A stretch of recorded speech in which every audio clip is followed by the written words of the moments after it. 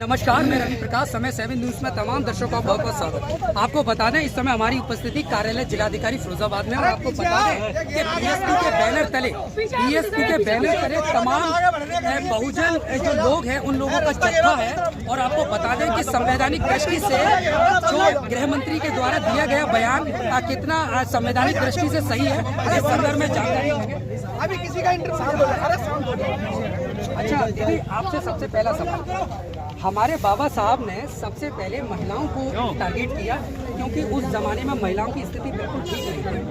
महिलाओं को पैर की जूती के समान समझा जाता है। जब संविधान बना तो आज महिलाएं राष्ट्रपति, प्रधानमंत्री और आपकी डीएम, कलेक्टर, एसपी, सांसद तमाम है। इस संदर्भ में आपका क्या बयान है, जबकि संसद में इस तरीके की जो पुष्टि की गई, जो ऐसा बयान किया गया, उस बयान से काफी रोष है बहुजन समाज में। तो आज किस तरीके का ये आपका वो है धरना? मैं वही बोलना चाहती हूँ, जब फर्स्ट इलेक्शन स्वतंत्र भारत का हुआ था तब बाबा साहेब ने कानून मंत्री के पद से इस्तीफा ये कहते हुए दिया था, क्योंकि यूनिफॉर्म सिविल कोड के विरोध में उस टाइम की सरकार थी।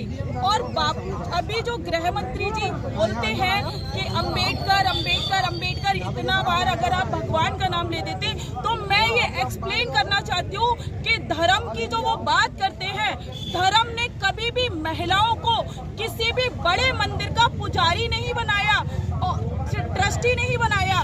अगर आप किसी भी धर्म में जाते हैं, चाहे वो मुस्लिम धर्म हो, कभी भी कोई महिला आपको हिंदुस्तान में किसी भी मस्जिद की बड़ी मौलाना नहीं मिलेगी, ना ही किसी चर्च की पादरी मिलेगी।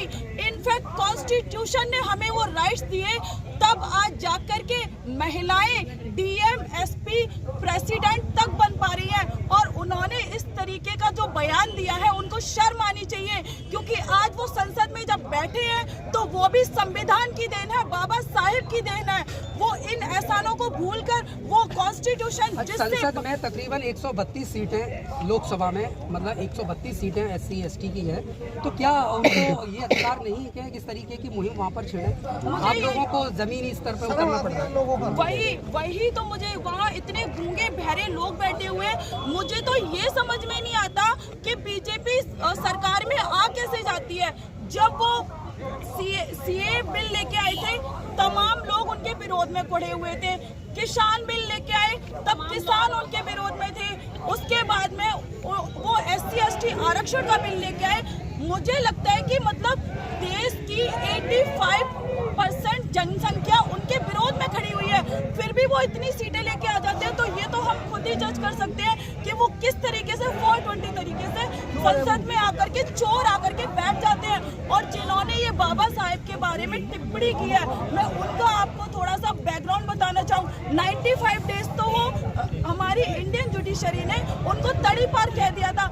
ये कह दिया था कि वो देश में रहने के लायक नहीं है, और वो संसद में जाके इस तरीके की बयानबाजी करते हैं। तो ये कहीं ना कहीं बहुत गलती है समाज की, जो कि ऐसे लोगों को, अत्याचारों को, बलात्कारियों को, तड़ी पार लोगों को संसद में जाके भेज रही है। उनको एजुकेशन का मतलब नहीं पता, मीनिंग नहीं पता, कॉन्स्टिट्यूशन का सी नहीं पता कि कॉन्स्टिट्यूशन है क्या। तो वो हमारे लिए क्या ही बोलेंगे, बाबा साहेब के बारे में वो क्या ही बोल सकते हैं। आप बताइए। आज बहुजन समाज पार्टी जनपद फिरोजाबाद के समस्त पदाधिकारी इकट्ठे हुए हैं। माननीय गृह मंत्री अमित शाह जी ने जो राज्यसभा में खड़े होकर जो बयान दिया था कि अम्बेडकर अम्बेडकर अम्बेडकर, अम्बेडकर साहब हमारे लिए किसी भगवान से कम नहीं है, क्योंकि उन्होंने जो हमारी गुलामी की जंजीरों को तोड़ा, गुलामी की बेड़ियों को तोड़ा, तो बाबा साहब हमारे लिए किसी भगवान से कम नहीं है। बाबा, आप कुछ कहना चाहेंगे? आप बताइए जो हमारे बाबा साहब, आज आपका क्या कहना है? हमारा कहना ये है कि भगवान के साथ तो कंपैरिजन नहीं कर सकते, लेकिन इतना जरूर है कि वो भगवान से भी बढ़के हैं हमारे लिए। हमारी सांसें जो हैं वो बाबा साहब की बदौलत है। हमारा जो उच्च स्थान जो पाया है, हम लोगों ने शिक्षा पाई है, हमने जो समान बेहतर दो लोगों से बैठना सीखा है सबसे, वो सिर्फ बाबा साहब की बदौलत ही सीखा है। हमने समानता और पानी सब कुछ बाबा साहब से ही पाया है। देखिए, आपको बता दें कि बाबा साहब नेशनली नहीं, इंटरनेशनल लेवल पे एक बहुत बड़े विद्वान हैं।